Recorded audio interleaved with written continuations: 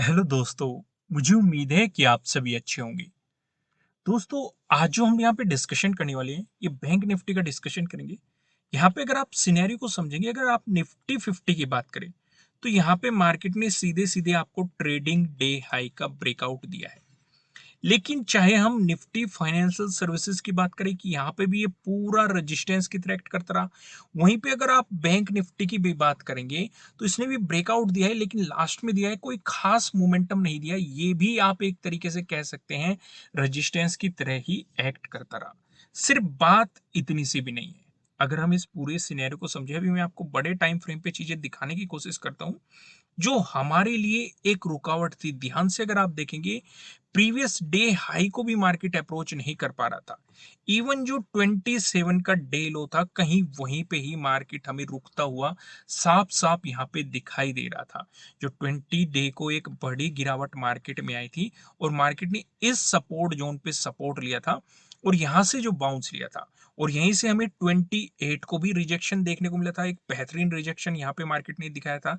और आज अगर आप 31 को भी देखेंगे, मार्केट ने इसी जोन के आसपास आपको यहाँ पे फिर से रिजेक्शन देखने को मिल रहा है। तो लास्ट में जाके, या आप एक तरीके से पूरी मोमेंटम को कह सकते हैं, मार्केट ने एक साइडवेज मोमेंटम दिया। हमारे लिए प्लस पॉइंट कहाँ पे हो सकता था? हमारे लिए प्लस पॉइंट यहाँ पे हो सकता था अगर मार्केट ट्रेडिंग डे हाई का ब्रेकआउट दे के चले, तो जो 28 का डे हाई है हम इसे अप्रोच करने की कोशिश कर सकते थे। लेकिन मार्केट में कहीं भी क्विक मोमेंटम नहीं था। मैंने आपको हमेशा समझाया है, एक ऑप्शन बायर क्विक मोमेंटम में ज्यादा प्रॉफिट बनाता है। अगर मार्केट चाहे उसी के डायरेक्शन में जा रहा हो, धीरे धीरे जा रहा हो, तब भी वो प्रॉफिट नहीं बना पाता। या साइडवेज भी अगर मार्केट जा रहा है तब भी वो प्रॉफिट नहीं बना पाता।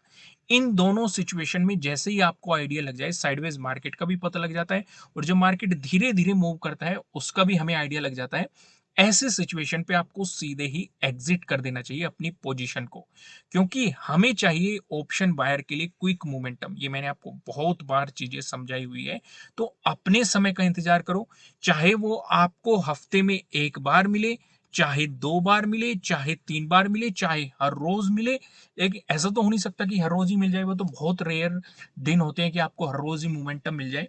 लेकिन अपना सेटअप जब बनता है, उस सेटअप को हमें छोड़ना नहीं है। बाकी जगह अपने आप पे कंट्रोल बनाए रखना है, जिससे कि हम सिचुएशन को समझ सके, मार्केट के पूरे सिनेरियो को हम यहाँ पे समझ सके। कुछ चीजें और मैं आपको वन डे के टाइम फ्रेम पे दिखाना चाहता हूँ, फिर हम ऑब्जर्वेशन करेंगे कि कल के लिए हमें किस तरीके से तैयारी रखनी है, वो भी हम चीजें देखेंगे। अगर आप देखेंगे, कहीं ना कहीं आपको वन डे के टाइम फ्रेम पे फिर से एक इनसाइड कैंडल देखने को मिल रही है। पहला ऑब्जर्वेशन। दूसरा ऑब्जर्वेशन, ये जो पहले वाली कैंडल थी, ये भी सेम ही लेवल पे रिजेक्शन ले रही थी और जो ये आज कैंडल बनी है, ये भी सेम ही लेवल पे रिजेक्शन ले रही है। यानी कि दोनों सेम ही जोन पे रेजिस्टेंस की तरह एक्ट कर रहे हैं। वो भी चीजें हमें दिखाई दे रही है। ये हमने पहले भी ऑब्जर्व किया था जब बात इस कैंडल की हो रही थी कि मार्केट ने इस जोन पे रेजिस्टेंस की तरह एक्ट किया और जब इसका ब्रेकआउट दिया, मार्केट ने इस पे सपोर्ट की तरह एक्ट किया, फिर से ब्रेकडाउन दिया, फिर से मार्केट यहाँ पे रेजिस्टेंस की तरह एक्ट करता हुआ आपको दिखाई दे रहा है। यहां तक चीजें क्लियर होगी। तो फिर से हम इस कैंडल को ऑब्जर्वेशन करिए। सबसे पहला ऑब्जर्वेशन मैंने आपको क्या बताया? आपको एक इनसाइड कैंडल बनती हुई दिखाई दे रही है। पहली चीज हमें कंफर्म हो गई। दूसरी चीज, ये सेम ही जोन पे रिजेक्शन ले रही है, रेजिस्टेंस की तरह एक्ट कर रही है। ये दूसरी भी हमें यहाँ पे कंफर्म हो गई। दोनों का हमें आइडिया लग गया। अब हम इसे देखेंगे कि मार्केट किस तरफ निकलेगा। हम यहाँ पे इसका भी हाई मार्क कर लेंगे और इसका लो भी मार्क कर लेंगे। अगर मार्केट इससे नीचे निकला तो प्रोबेबिलिटी है कि मार्केट इस जोन को अप्रोच करने की कोशिश करेगा, क्योंकि पहले ये एक मजबूत रेजिस्टेंस बना हुआ था और जब इसका ब्रेकआउट मिल गया तो ये एक मजबूत सपोर्ट की तरह आपको यहाँ पे एक्ट करता हुआ दिखाई दे रहा है। तो फिर से ये एक मजबूत सपोर्ट की तरह आपको एक्ट करता हुआ दिखाई देगा। पहली पॉसिबिलिटी। दूसरी पॉसिबिलिटी, अगर मार्केट इसका ब्रेकआउट देके ऊपर निकलता है तो हमारे लिए अगला रेजिस्टेंस जोन ये है, क्योंकि हर कैंडल, लगभग हर कैंडल इस जोन पे रेजिस्टेंस की तरह करे, मार्केट फिर से अपने ऑल टाइम हाई पे जाने की कोशिश करेगा। यानी कि अगर मार्केट इसका ब्रेकआउट देके निकला तो अगला रेजिस्टेंस जोन आपके लिए ये रहेगा। तो दूसरा ऑब्जर्वेशन हमने ये कर लिया। वन डे के टाइम फ्रेम पे हमने ये कुछ ऑब्जर्वेशन कर लिए, आपको नजर में रखने हैं। और इस इनसाइड कैंडल का आपको ब्रेकआउट मिल रहा है या ब्रेकडाउन मिल रहा है, उन चीजों पे भी हमें यहाँ पे फोकस रखना है। चीजें समझ में आई, क्लियर हुई कि नहीं? इस टॉपिक को मतलब एक टैब में आपको ये चीजें वन डे का टाइम फ्रेम लगा के रखना है और ऑब्जर्व करना है। ये आपको स्विंग ट्रेडिंग करने में भी मदद करेगा, क्योंकि कुछ लोग कैरी फॉरवर्ड करना पसंद करते हैं, तो वहां पे आपको एक आइडिया लगाने में काफी मदद करेगा कि मार्केट में क्या मोमेंटम, क्या सिचुएशन आ सकती है। तो यहाँ पे हमने वन डे के टाइम फ्रेम पे तो चीजें समझ ली, 5 मिनट के टाइम फ्रेम पे भी हमने ऑब्जर्वेशन किया। जो ये पहली कैंडल बन रही थी, ध्यान से देखो, इसने आपको प्रीवियस डे क्लोजिंग का ब्रेकडाउन दिया, लेकिन मैंने आपको क्या कहा था कि अगर मार्केट इससे नीचे जाए तो आप प्रीवियस डे लो तक स्कैल्पिंग कर सकते हैं, लेकिन एक लॉन्ग पोजीशन आपको इसका ब्रेकडाउन देने के बाद ही मिलेगी। ये कौन सी कैंडल है? वही कैंडल है जो मैंने आपको वन डे के टाइम फ्रेम पे दिखाई कि एक इनसाइड कैंडल बन रही है। ठीक है, ये दोनों कैंडल इसलिए मैंने पहले आपको वन डे के टाइम फ्रेम पे बनाई। पहली कैंडल ये थी, दूसरी कैंडल ये है जो ये अब बनी है। दूसरी चीज, अगर मार्केट यहां से सपोर्ट लेके बाई कर रहा था, यानी कि बाई ऑन डिप आ रही थी, तो हमें इंतजार करना था कि मार्केट ट्रेडिंग डे हाई का ब्रेकआउट दे दे। लेकिन यहां पे मार्केट रेजिस्टेंस की तरह एक्ट करता रहा, एक रेंज मार्केट ने बना दी। यहां पे भी एक चीज समझो, यहां पे भी आपको एक पैटर्न मार्केट ने बना के दिया है। तो अगर मार्केट इससे ऊपर निकलता तो हमारे लिए बहुत बेहतरीन प्लस पॉइंट हो सकता था। लेकिन अगर मार्केट इससे भी नीचे निकल रहा है तो आप ट्रेडिंग डे लो तक अप्रोच कर सकते थे। इसका ब्रेकडाउन मिलता तो आप लास्ट का जो हमारा प्रीवियस डे लो है, यानी कि 28 का डे लो, इसे भी अप्रोच करते हुए दिखाई दे सकते थे। लेकिन मार्केट ने ऐसा भी सिनेरियो यहाँ पे क्रिएट नहीं किया है। लास्ट में एक साइडवेज मोमेंटम दिखा है, कहीं ना कहीं बायर्स और सेलर्स के बीच में आपको फाइट होती हुई दिखाई दी। कल का हमें किस तरीके से बेनिफिट मिल सकता है, अब उन चीजों को यहाँ पे समझने की कोशिश करते हैं। यहाँ पे हम कुछ चीजें ऑब्जर्व कर रहे हैं। अगर आप 15 मिनट के टाइम फ्रेम पे जाएंगे, देखो यहाँ पे मिल तो रहा है आपको ट्रेडिंग डे हाई का ब्रेकआउट, लेकिन इतना बेहतरीन आपको मोमेंटम नहीं मिला जो मोमेंटम हमें निफ्टी 50 में देखने को मिला। उसने एक बेहतरीन, जब निफ्टी 50 का डिस्कशन करेंगे, चलो मैं आपको एक हल्का सा आइडिया अभी दे देता हूँ, क्योंकि हो सकता है मैं आज एक ही वीडियो बनाऊं। यहाँ पे आप देखेंगे, यहाँ पे आपको काफी बेहतरीन मार्केट ने शुरुआत में ही मोमेंटम दे दिया। अगर इस तरह का मोमेंटम आपको यहाँ पे बैंक निफ्टी में मिल जाता तो मजा आ जाता।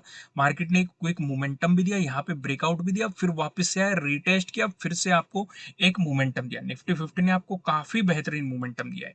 सिचुएशन समझ में आ रही है कि नहीं? यहाँ पे आपको कुछ ट्रेंड लाइंस भी दिखाई दे रही है जो आपकी कल मदद करेगी, आप इन्हें नोट डाउन कर लो।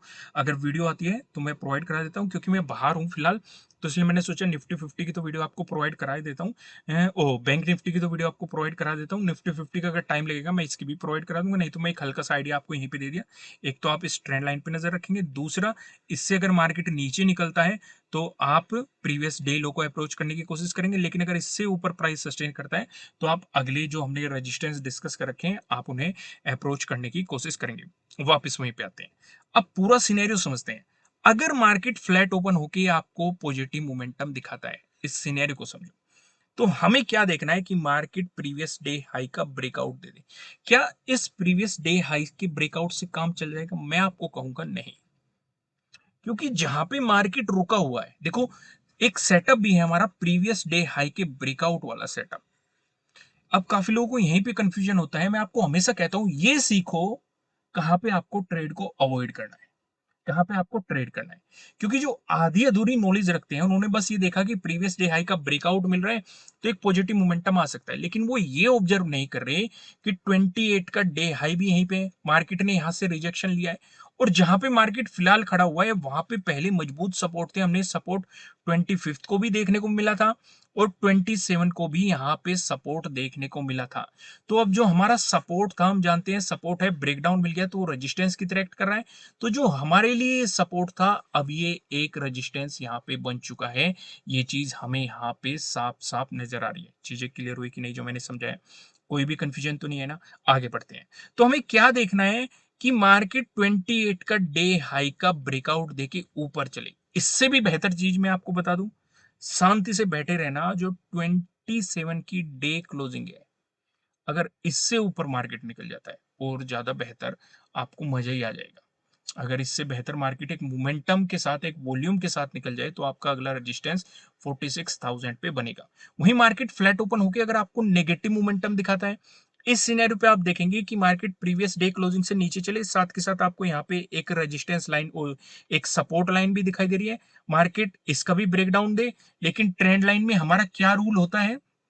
अगर मार्केट इस तरीके से मोमेंटम दिखा रहा है तो हम ये देखेंगे पिछला जो सपोर्ट जोन बना है मार्केट उसका भी ब्रेकडाउन दे। यानी कि अगर ट्रेंड लाइन का हमें ब्रेकडाउन मिल रहा है तो हम ट्रेड नहीं करते, हम जो पिछला सपोर्ट है उसका भी ब्रेकडाउन का इंतजार करते हैं। तो यहाँ पे आपका पहला सपोर्ट कहाँ बन रहा है, अगर आप सिनेरियो को समझेंगे ये बन रहा है। तो अगर आपको ट्रेंड लाइन का ब्रेकडाउन मिला है तो इस सपोर्ट के भी आपको ब्रेकडाउन का इंतजार करना है। इस सिचुएशन पे जो आपके लिए सपोर्ट बनेंगे, जहां जहां मार्केट इस ट्रेंड लाइन को टच कर रहा है, ये आपके लिए सपोर्ट बन जाएंगे। ये प्रीवियस डे लो रहेगा, इसका ब्रेकडाउन अगर आपको मिल गया तो 28 का डे लो आपका अगला सपोर्ट जोन रहने वाला है। वहीं पे अगर आपको गैप अप ओपनिंग का सिनेरियो मिलता है, इस सिचुएशन पे हम क्या कर सकते हैं, इस सिचुएशन से फिर से हम 27 की जो डे क्लोजिंग है हम इस पे फोकस करेंगे। अगर मार्केट इसी के आसपास आपको गैप अप ओपनिंग दे देता है और ब्रेकआउट देके ऊपर चलता है तो हमारे लिए एक रेजिस्टेंस 46,000 है, इस पे हम देखेंगे, इस पे जाते ही अपनी प्रॉफिट बुकिंग करेंगे, फिर देखेंगे प्राइस एक्शन क्या बन रहा है और उसी के अकॉर्डिंग हम अपना नेक्स्ट मूव यहाँ पे डिसाइड करेंगे। लेकिन अगर यहाँ पे गैप अप ओपनिंग देके मार्केट रिजेक्शन लेने लगता है तो मैं आपको सजेस्ट करूंगा कि जब तक प्रीवियस डे क्लोजिंग से नीचे नहीं आता आपको सेलिंग नहीं करनी चाहिए, इवन ट्रेंड लाइन का भी ब्रेकडाउन होने देना, तभी एक बेहतरीन अपॉर्चुनिटी मिलेगी। लेकिन इस बीच आपको स्कैल्पिंग के मौके मिल सकते हैं। अगर मार्केट ने गैप अप ओपनिंग दी और बेरिश कैंडल बनाए, उस बेरिश कैंडल से नीचे चलता है तो प्रीवियस डे क्लोजिंग तक आप यहां तक स्कैल्पिंग करके प्रॉफिट बना सकते हैं। चीजें क्लियर होगी। वहीं पे अगर आपको गैप डाउन ओपनिंग मिलती है, देखो दोस्तों अगर कंटेंट पसंद आ रहे हैं वीडियो को लाइक जरूर कीजिएगा, कमेंट करके मुझे बताना कि आपको एनालिसिस कैसे लग रहे हैं। 5000 में लाइक टारगेट रखता हूं। गैप डाउन ओपनिंग का भी सिनेरियो डिस्कस करेंगे लेकिन उससे पहले लाइक कर दीजिए। अगर गैप डाउन ओपनिंग हुई तो आपको एक तो ये ट्रेंड लाइन ड्रॉ करनी है, फिर जो ये सपोर्ट जोन बन रहा है इसे भी ड्रॉ करना है, क्योंकि हमें दोनों का ब्रेकडाउन चाहिए ना। अगर इसी के आसपास आपको गैप डाउन ओपनिंग मिलती है और मार्केट नीचे की तरफ चलने लगता है तो आपको नीचे की तरफ सपोर्ट जोन का आइडिया है। लेकिन अगर यहाँ पे गैप डाउन ओपनिंग देके बुलिश कैंडल बनाता है तो प्रीवियस डे हाई का ब्रेकआउट होने देना। अब यहाँ पे कैच है थोड़ा सा, मैंने क्या कहा, अगर फ्लैट ओपन होके ऊपर गया तो आप जो ये 27 की डे क्लोजिंग है इससे ऊपर जाने के बाद अपॉर्चुनिटी को पकड़ना, क्योंकि मार्केट को एक मोमेंटम चाहिए।